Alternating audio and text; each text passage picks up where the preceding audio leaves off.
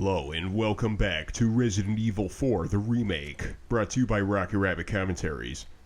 In this game's counterpart of Chapter 2, Part 2, we now have Ashley. And with Ashley with us, we now have another health bar to look after, except her health bar is a little weird. So I take it that Ashley can take exactly 2 zombie attacks before we have to rescue her from everything? That is a good question. How much damage can Ashley take before she dies? And the answer is 2.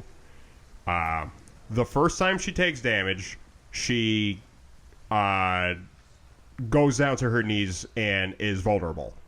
So while she is in a damaged state, one of 2 things can happen. You can either go to her and get her back on her feet. Doing so will restore her health bar. If she gets attacked while she's in a damaged state, then she dies. Okay, so it's actually 1 before we have to rescue her. The other bad thing that can happen, that was also in the classic game, is enemies can pick her up and try to abduct her. And abduction can happen at any one of the exit doors in the map. Even though there are no loading screens in this game, when you go through areas, if enemies can go through a main area door with Ashley over their shoulders, it's game over. Right. The implication is that they are going to activate her Plagas early, and then she will becoming exploding corpse. I admit the image of Ashley just suddenly exploding like she's full of U.S. presidential power. Her body can no longer contain it. Stand back.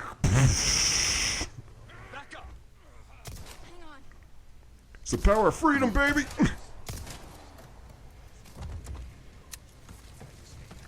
He's getting all wiggly-wobbly. There. Enough of that shit. Uh-oh. No, our knife Hey, is looking really weak right about now, Mr. Cloud. Yeah, a bit.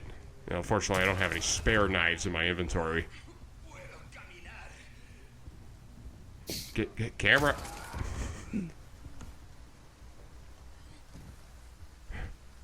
You guys just don't know when to give up, do you? On me. You're not going to pick up the pesetas? Really?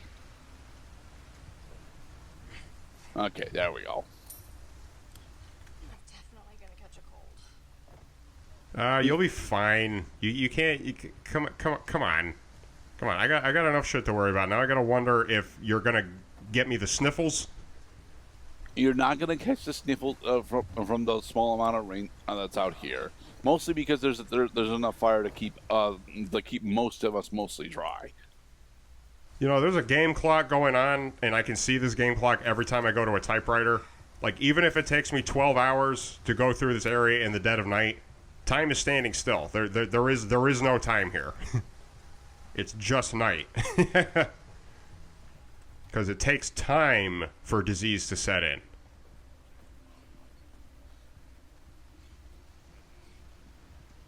All right, so we're looking for the treasure that's supposed to be down here, but we're not seeing any interactables to implicate the treasure. So,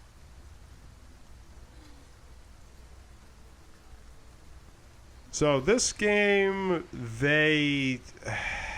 man, I can't remember if they reset the items in this game. So some of the ports of the classic game, like, you will have to go through an entirely new set of boxes and stuff when you come back here, but not in the GameCube version. The GameCube version will remember which barrels you've cracked and which boxes you've busted open to get their contents. And then some of the ports that I've played, they just do away with all that history and say, okay, you have a totally new set of items to go through. Which, in a way, makes the game a hell of a lot easier because now you got extra items to enjoy. Yeah.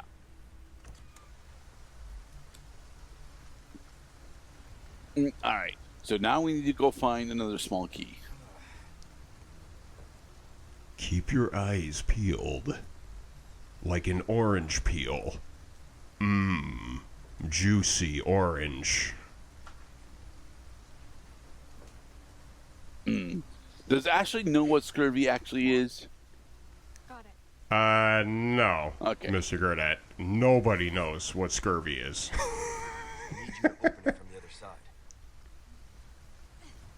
Oh, don't worry, Ashley. There's probably nothing in there. Ashley? Okay. Yay! Good work. Thank you, Ashley. I've been waiting 25 years to come into this room. What's inside? An elegant bangle. And we can Nice. actually set gems into it. Coolest. You see, yeah, because they showed you the empty slots in the bangle. Great preview. Oh, that lamp is going crazy. Yeah, it has. Ever since we knocked into it, it's just been constantly flipping back and forth.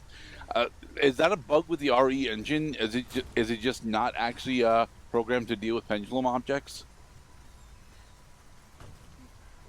What, that the lamp so it looks, just to amplify on your observation, the lamp is supposed to be like taking the whole chain around with it, but it's actually, the chain seems to be like glued to the wall, and the lantern is like right at the pivot point, swiveling around everywhere because of the high winds. So there are two game engines at work in modern Resident Evil. It's RE Engine and Havoc. Okay. So that was Havoc making the lantern do that. And Havoc is also the explanation for why are the bodies going every which way every time we like blow them to pieces with grenades and shotguns. Which I love about this game, by the way, because the classic game, it does look a little dated, where it seems like everything is in like a fixed position.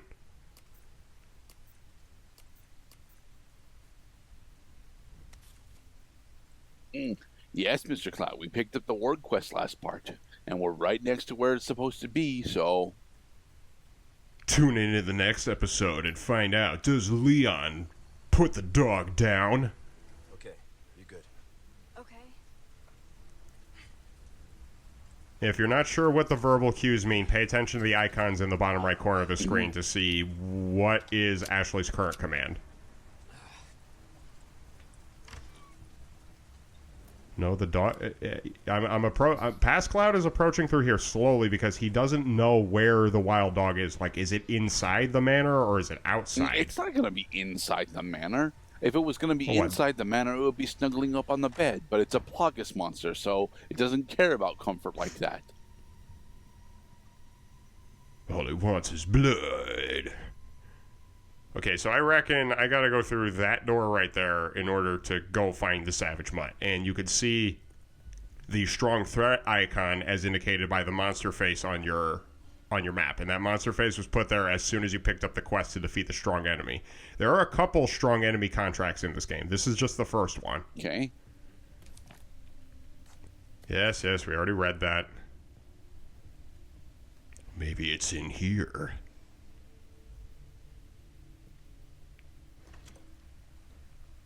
Who let the dogs out? Nope, no monsters in here. Okay, I guess we're safe. Aha! The Maybe it's in the climbable ladder. attic.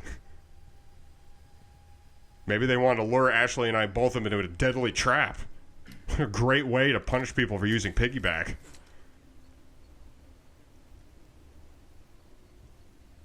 No, you're not trying to shoot it. Past Cloud. Just use the piggyback prompt. This is how carefully new players approach new situations. Not really.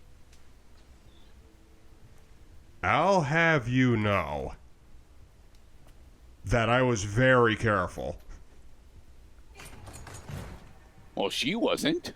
She just kicks it down.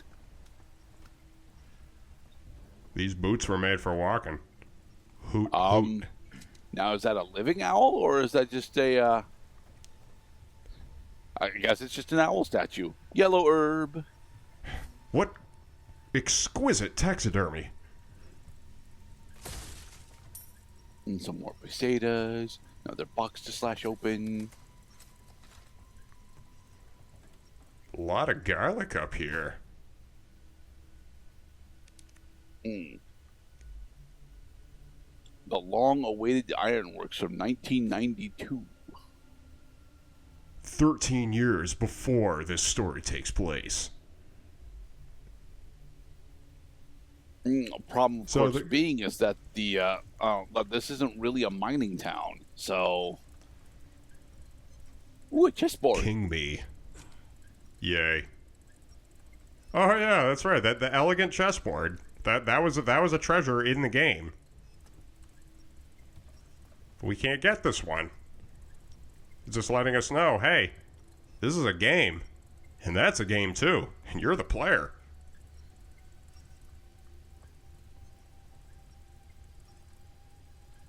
By the sign of these peppers, it's getting pretty hot up here. So, are we supposed to go underneath the one of the support pillars in order to go find out more treasures, or? Leon pulls out his instruction manual and determines what is an environment? What are items? What is a shadow? What is light?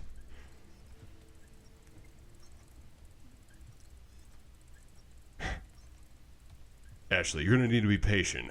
This is super important Secret Service President's work business. As we are stumbling around. Ooh, records!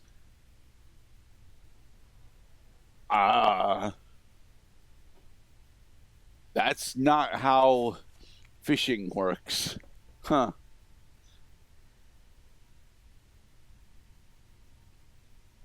Okay.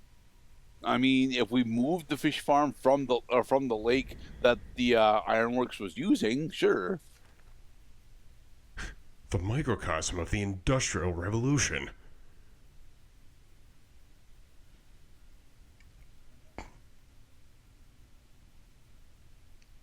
Everybody's smiling in Happy Town. But then one day, the smile stopped. After preaching about salvation and forgiveness, they injected us with something they claim will cure us of madness. Can they be trusted? No.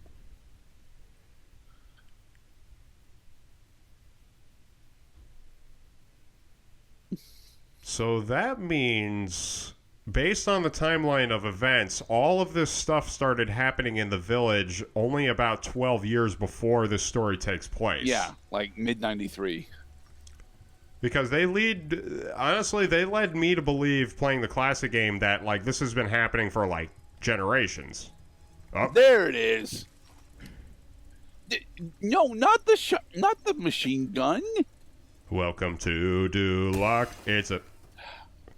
Fine. Now we're gonna have uneven. Now we're gonna have uneven amounts of machine gun ammo. Bleh. Antique camera? What the fuck is that? As in, it's an antique photo. Also, there's the Remember, camera you have underneath a there that crouch you button. could go and attempt to grab. Use the fucking controls.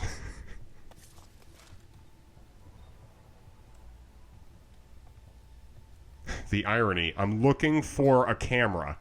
I need a lens to find a lens.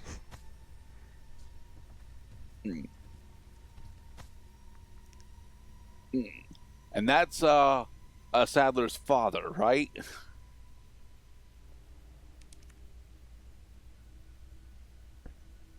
And May Smiles always find you in photographs. Yay.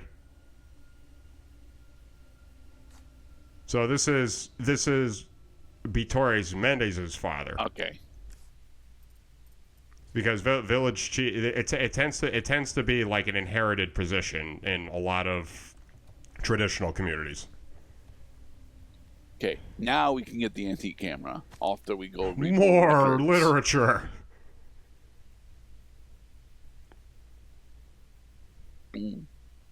Okay, then. This is how to be a chief. 1. Learn how to read and write. 2. Make records. His grandfather doesn't talk much, but the lad is very bright and spirited. He told me a story about a knight who rides a donkey again today. I guess it's Don Quixote? That would be Don Quixote. Very good. As I took my leave, the old man pulled me aside and said, "If anything happens, you know what to do." I could only nod in response.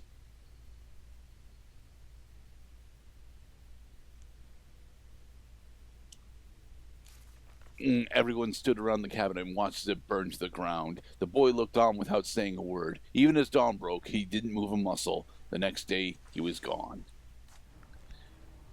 No. No. There. Now we have successfully acquired the antique camera. Can I go now?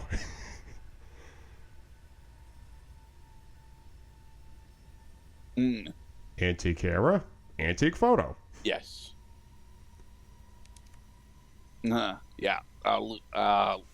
Luis and his grandfather. Okay then. Boy, to see the look on some people's faces when they see how far modern digital photography has come. And in the next part, we're going to finally get out of this attic and we're going to go monster hunting. Huh. Luis is only about 30. I mean, he's 34 technically, but yeah. He's a young man. Technically, he's closer to 40, but yeah. Be safe, everybody.